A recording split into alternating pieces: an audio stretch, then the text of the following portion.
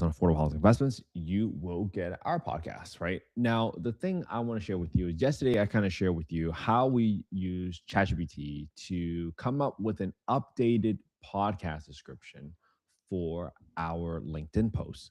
Okay. Now, using that description, I then had to back into, okay, great.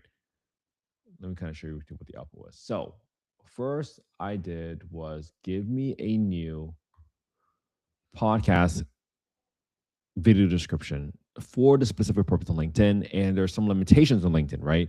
On YouTube video descriptions, the YouTube video description has a 5,000 character limit.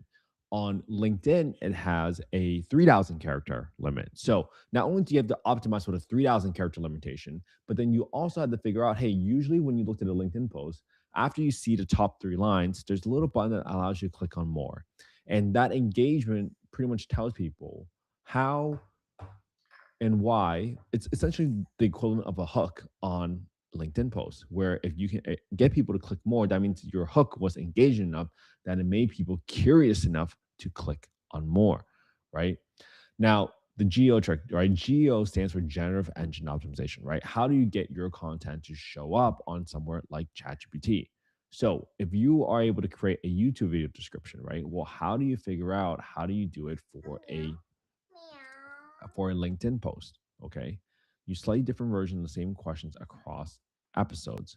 So if you do a similar question, even though you might have similar content, similar category, this allows you to figure out, hey, this is how you do it and create different variations that increases the chances of your surface area that allows a large language model to retrieve that answer from you and your content specifically, meaning you become the equivalent of an encyclopedia for the content in your space, right? All right, so now it comes over this, right? Hey, here's the optimized LinkedIn post. Boom. Most people do not realize this. A single affordable housing project can require 13 funders just to get built. So how do developers survive the pre-development phase before the capital arrives, right? So now that I got a description that I like, right? Okay, great. It tells me why this is great. Please remove the separating lines so we can just copy and paste it. So now I can use this as my description. Great. And now I'm also going to figure out, hey, how do I create a prompt that allows me to update my skill on Claude Code? So now going forward, right, I can give a transcript to Claude and it will tell me the entire video descriptions for YouTube, for LinkedIn, for Click TikTok, etc. So that it gets it to the point that I like it, right? And that's my reference file. That's my style. That's my taste, etc. So now that I got this in here, this should your rules. So now I gotta clean out, update the existing geo content out file. Boom. Whoops. Now it takes out the separators. Boom.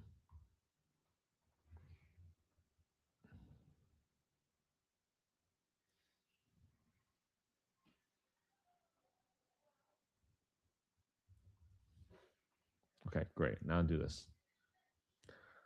Please update existing geo. Just gonna make a specific content optimizer.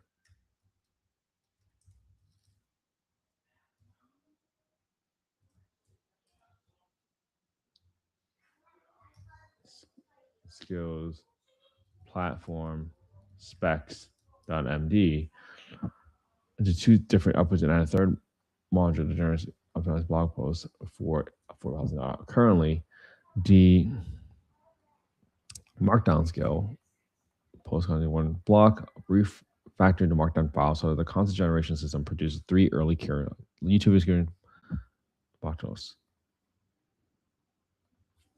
Please do not modify anything related to Instagram, TikTok, or Substack, or Twitter X. Okay, great. Constraints and rules. Think upward, optimize for see more, click expansion, boom. So now this is continually like, okay, it needs to be a little different for LinkedIn, right?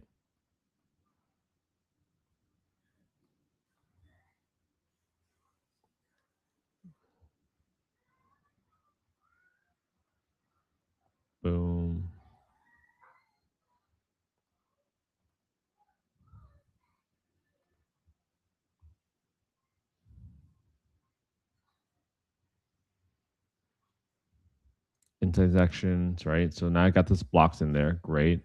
I need an authority reinforcement block in there. Boom. Then you need a call to action,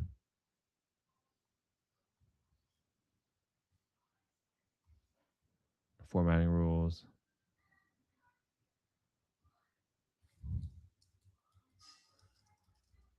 or any M dashes,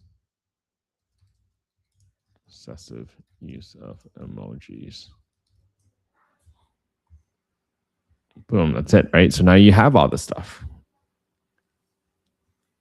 And now I can just tell it to update the skill.